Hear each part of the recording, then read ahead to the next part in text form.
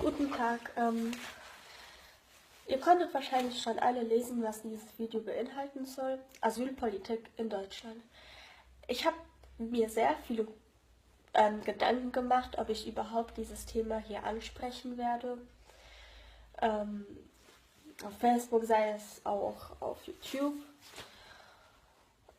Denn ich werde jetzt bald 17 und deswegen wusste ich nicht wirklich, ob ich überhaupt so ein Video über so ein kniffliges Thema hochstellen soll.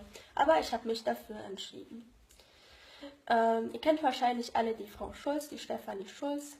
Die Facebook haben, denke ich, kennen sie auf jeden Fall. Sie stellt auch solche Videos rein, wie ich jetzt das erste Mal.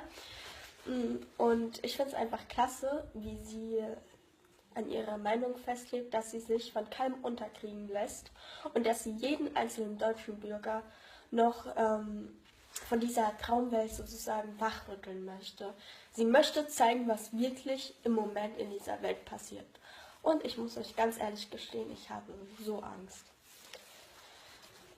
Zum Beispiel, ich bin jetzt so eine Person, die sitzt freitags gern mit der Familie zusammen oder Freunde sind da, wir essen Pizza, schauen Film. Und ich bin jetzt nicht so die Person, die jetzt auf Partys geht oder sowas. Ich möchte das nicht. Und ich komme jetzt auch nicht nachts nach Hause, weil ich bin ja dann eher zu Hause so mit Freunden und sowas. Aber einmal habe ich es mir erlaubt, um 6 Uhr im Winter, das war jetzt glaube ich vor 2 Wochen, zum Supermarkt zu laufen und Leute, ich hatte so eine Angst. Dort waren, ich möchte das nicht mal Flüchtlinge nennen, weil ich bin mir eigentlich sicher, die wirklich Hilfe brauchen, die würden so etwas niemals im Leben machen. Und dieses Video ist auch nicht zu denen gerichtet. Es ist nicht ausländerfeindlich oder so etwas, um Gottes Willen, nein. Aber das ist zu denen gerichtet, die angeblich aus dem Krieg flüchten, aber es eigentlich gar nicht tun, nur die bringen den hierher. Also wie gesagt, da stand so eine Immigrantengruppe, die war recht groß und die haben mich so angeschaut, so angestarrt, haben irgendwas zueinander geflüstert und die ganze Zeit dabei mich angeschaut, wie ich gelaufen bin. Und wirklich, ich habe gebeten, dass ich heil und munter nach Hause komme. Ich bin ganz schnell zu diesem Supermarkt gelaufen und Leute, ich hatte wirklich Angst um mein Leben. Das kann man nicht mehr anders beschreiben. Ich weiß wirklich nicht, was in Deutschland passiert. Ich finde es einfach traurig, weil wenn man sich so überlegt, Deutschland, es war so ein tolles Land und ihr habt es kaputt gemacht. Aber ich rede hier nicht nur über Deutschland, sondern ich möchte auch noch in Erwähnung ziehen. Es ist nicht nur Deutschland, es ist auch Frankreich, Schweden, Österreich und so weiter und so fort. Es ist nicht nur Deutschland, ihr macht noch mehr Länder kaputt. Und ihr müsst euch einfach vorstellen, ihr seid so willkommen wie Ebola. Ich verstehe nicht, warum man euch nicht abschiebt. Zum Beispiel, so leid es mir tut, aber das ist einfach die Wahrheit. Die Afrikaner zum Beispiel haben, ich weiß gar nicht wann es war, vor 3 Tagen oder so, in Berlin geschrien, wir werden euch Deutsche alle töten, die Deutschen werden von uns alle getötet. Und sofort raus, sofort abschieben. Und ich verstehe nicht, warum die immer noch auf freiem Fuß sind, warum die immer noch in Deutschland sind. Ich kann es einfach nicht verstehen. Wie blind muss man eigentlich sein, dass man es nicht merkt, dass es wirklich mal Krieg geben wird. Und in so einer Welt möchte ich nicht leben, möchte gar keiner leben. Ich bin wirklich sprachlos. Dann noch eine kleine Geschichte. Meine Freundin war bei ihrer Tante und da war dann auch noch die Freundin von ihrer Tante und die haben dort über das Thema geredet, Asylpolitik und so weiter. Und meine Freundin hat sich ein bisschen dazu gemischt und dann meinte ihre Tante tatsächlich, ja, Kind, das ist eine Sache von den Erwachsenen, du solltest dich hier nicht einmischen, denn es geht dich nichts an. Wie dreist ist das? Leute, denkt ihr eigentlich, dass wir Kinder, Jugendliche, wenn ich jetzt mich in Erwähnung ziehe, zum Beispiel in meinem Alter, haben die auch Angst? Ich denke auch 13-Jährige, die mal ein bisschen wirklich Nachrichten durchgelesen haben, zum Beispiel auf Facebook die Wahrheit über 24-Stunden-News oder Aufwachen Deutschland, 3-Jährige von einem Asylanten vergewaltigt, 15-Jährige von einem Asylanten vergewaltigt, 12-Jährige von einem Asylanten vergewaltigt, 75-Jährige stark verprügelt, aber auch vergewaltigt. Und das ist wirklich grausam, was im Moment mit dieser Welt passiert. Wegen euch. Ich kann es wirklich nicht verstehen, wie man so handeln kann als Gast.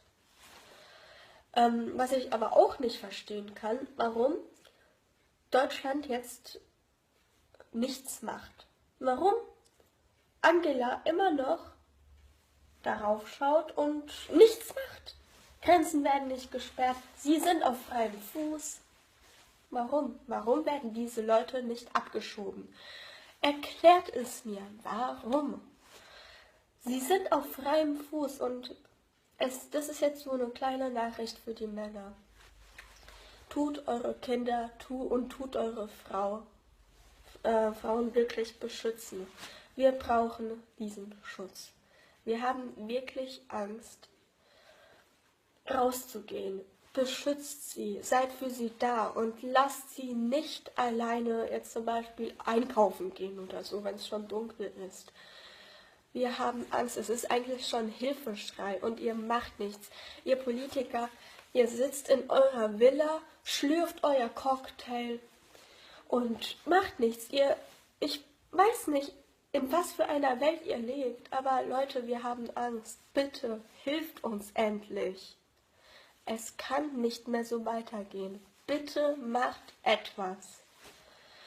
Ich kann es wirklich langsam nicht mehr verstehen. Dieses Thema geht jedem etwas an. Und wirklich, ich bin paranoid geworden dadurch. Und ich verstehe einfach nicht, wie man nichts machen kann. Zum Beispiel, ich war bei meiner Freundin, die wohnt im Süden Deutschlands. Und dort gibt es auch von den Immigranten sozusagen eine Demonstration. Allah, einziger Gott. Allah, Allah ist deine Zukunft. Koran auf kostenlos. Allah, einziger Gott. Allah, Allah. Christenverfolgung. Was soll die Scheiße eigentlich? Was soll das? Was soll das? Wenn ich Bock habe, an irgendeinen Karl-Heinz-Peter Gott zu glauben, dann werde ich an diesen Karl-Heinz-Peter glauben. Wenn ich zu ihm beten werde ich beten. Weil ich möchte nicht an euren Allah glauben. Warum müsst ihr das jedem so in den Mund stecken? Warum? Es ist doch schön, wenn ihr an Allah glaubt. Glaubt doch einfach an ihn. Und gut ist, warum müsst ihr diese Religion so krass in den Dreck ziehen? Manchmal denke ich wirklich, es wäre besser, wenn es keine Religion gäbe. Ich freue mich zwar für euch, dass ihr einen Gott habt und zu ihm beten könnt und so weiter, aber stopft es doch nicht anderen in den Mund, dass Allah der einzige Gott ist, wenn sie daran nicht glauben möchten. Wenn sie jetzt zum Beispiel an Gott glauben. Warum macht ihr dann sowas? Ich kann es nicht verstehen. Zum Beispiel im Internet steht nichts davon. Überhaupt nichts. In den Nachrichten wurde auch nichts gesagt. Das war übrigens in Mannheim. Aber dass da einen Tag danach die Deutschen rausgingen und sich natürlich auch beschwert haben, eine Demo war,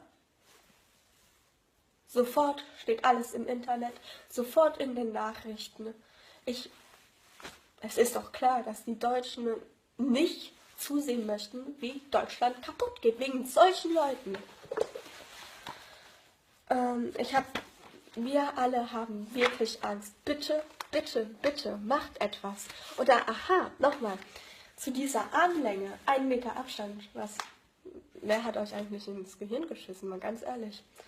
Denkt ihr wirklich, wenn euch jemand irgendwie attackiert sozusagen. Ihr macht so, dass das Problem löst. Ja, komm, ich wollte dich vergewaltigen, aber du hast jetzt einen Arm ausgestreckt. Jetzt kann ich es leider nicht mehr machen. Blöd.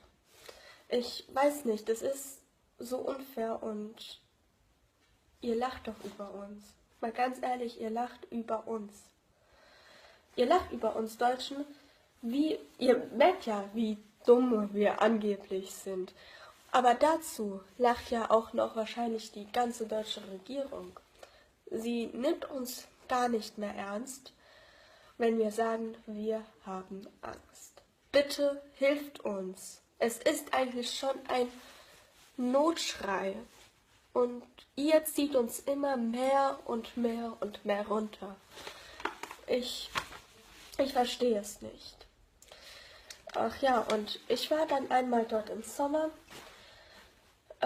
und es war Hochsommer und ich habe ein T-Shirt getragen. Dann ist ein Typ zu mir gekommen. Allah sieht dich. Er weiß, dass du Uni gerne spielst, du kleine Schlampe. Was denkst du eigentlich? T-Shirt trägst du? Trägst du T-Shirt?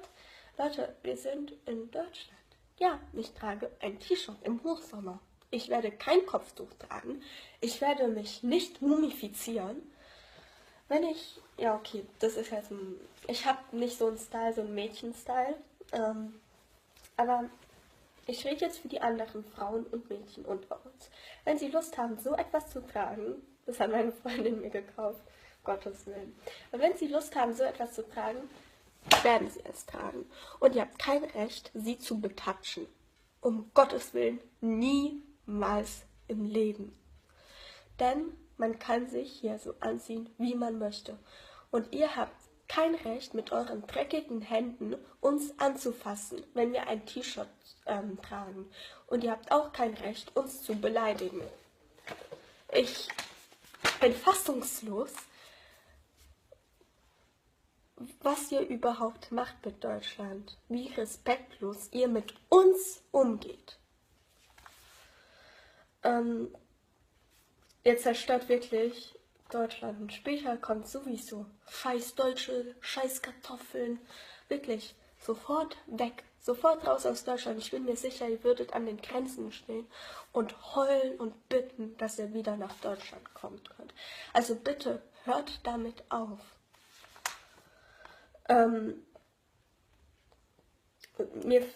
Es fehlt einfach die Unterstützung von der Regierung und irgendwann nehmen wirklich die deutschen Bürger das alles in die Hand. Und glaubt mir, das wird für euch nicht mehr lustig. Und zum Beispiel habe ich wirklich das Gefühl, dass ihr auch alles in den Arsch geschoben bekommt. Zum Beispiel ein Bekannter von mir, der arbeitet schon seit dem 15. Lebensjahr. Auf der Straße tut er eben den Bürgersteig und so, neu machen, erneuern. Und der hatte eine Operation, die haben ihn falsch operiert. Sie haben ihm hier etwas durchgeschnitten, aus Versehen was natürlich, aber trotzdem kann er sich nicht bewegen. Er kriegt keine Hilfe, er kriegt keine Unterstützung. Und wenn es irgendeinem Immigranten sozusagen passieren würde, würde er sofort Hilfe bekommen, obwohl er noch nie in Deutschland was gemacht hat. Und er arbeitet, seit er 15 ist. Und wisst ihr, wie alt er ist? 50. Und so viel kann ich nur noch sagen mit Gerechtigkeit in Deutschland. Ich frage mich wirklich, ob Deutschland noch eine Chance hat. Ob Deutschland wirklich sich wieder durch diese große Krise regenerieren kann. Ich bitte euch wirklich, dass ihr nicht aufhört daran zu glauben, dass wir wieder Deutschland hinbekommen, wie es früher war. Bitte macht Demos. Es sollen jetzt nicht irgendwie Demos sein, wo ihr prügelt oder so, jemanden verprügelt. Einfach ruhige Demos, aber geht raus auf die Straße. Jeder einzelne Mensch in Deutschland ist wichtig. Jeder einzelne deutsche Bürger ist wichtig in der Demo. Macht es, bitte. Wenn nicht für euch, dann wenigstens für eure Frauen oder für eure Kinder.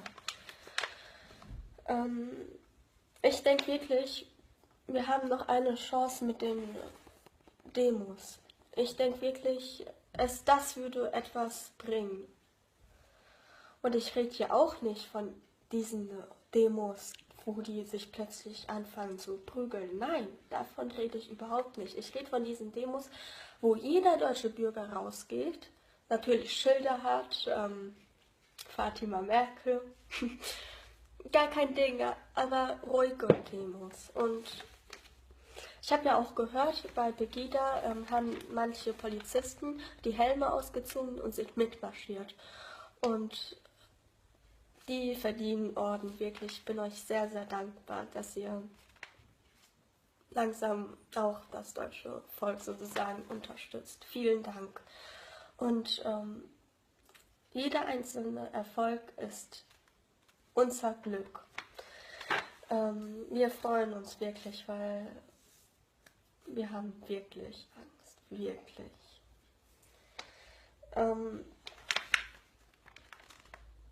Ich hoffe auch, dass die Regierung sich bald ändert, weil das, was Angela Merkel treibt, die nette Fatima, wie man sie so nennt, ist nicht mehr normal.